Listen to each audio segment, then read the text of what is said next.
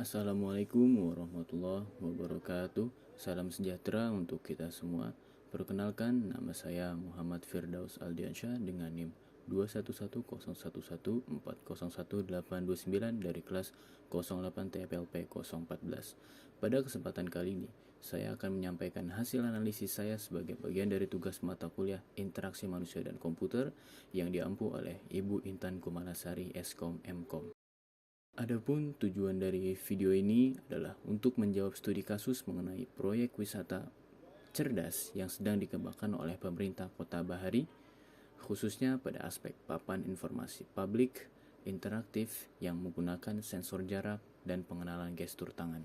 Baiklah, kita akan memasuki pertanyaan yang pertama. Bagaimana kombinasi sensor jarak dan sensor gestur tangan ini dapat meningkatkan pengalaman pengguna dibandingkan papan informasi biasa? Jawabannya adalah kombinasi ini dapat memberikan pengalaman interaksi yang lebih responsif, higienis, dan modern. Sensor jarak memungkinkan sistem mendeteksi kehadiran pengguna secara otomatis. Ketika seseorang mendekat, layar bisa menyala secara otomatis dan menyambut pengguna. Ini menambah kesan pintar dan juga lebih efisien. Sementara itu, sensor gestur tangan memungkinkan pengguna untuk mengontrol antarmuka tanpa menyentuh layar, seperti menggeser halaman atau memilih menu. Ini sangat bermanfaat dalam kondisi pasca pandemi karena lebih higienis dan minim resiko penularan penyakit. Dengan demikian, pengguna akan merasa lebih aman, lebih nyaman, dan juga lebih tertarik untuk berinteraksi.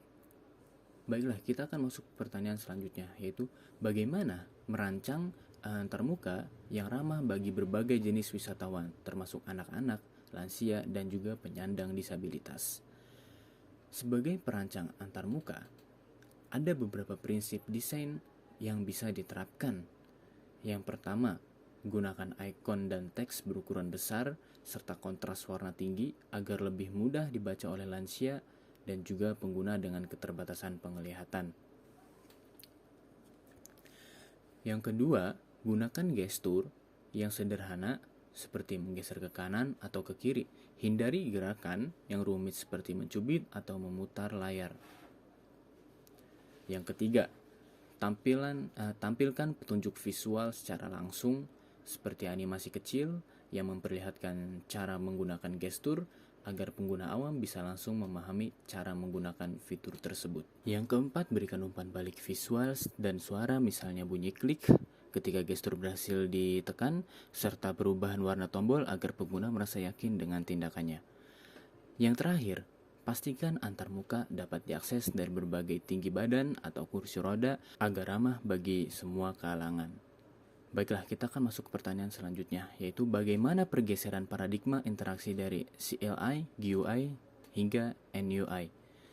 Awalnya, manusia itu berinteraksi dengan komputer menggunakan CLI, yaitu Command Line Interface, yang hanya dapat digunakan oleh orang yang menguasai perintah teks.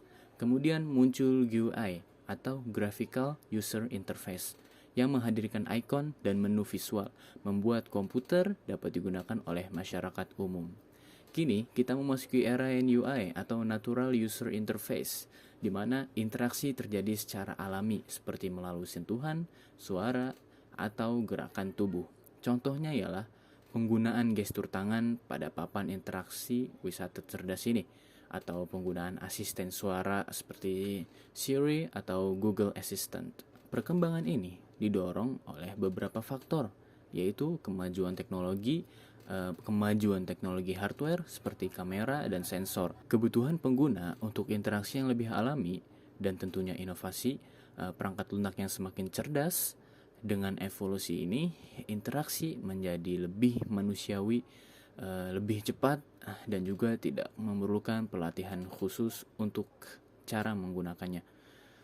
Sebagai calon sarjana dan bagian dari generasi inovator, kita dituntut untuk mampu merancang solusi teknologi yang bukan hanya canggih, tetapi juga inklusif dan nyaman digunakan oleh siapapun. Semoga analisis ini dapat memberikan gambaran jelas mengenai pentingnya desain interaktif yang humanis dalam proyek-proyek publik seperti wisata cerdas. Terima kasih atas perhatiannya. Kurang lebihnya mohon maaf. Wassalamualaikum warahmatullahi wabarakatuh. Salam sejahtera dan sampai jumpa lagi.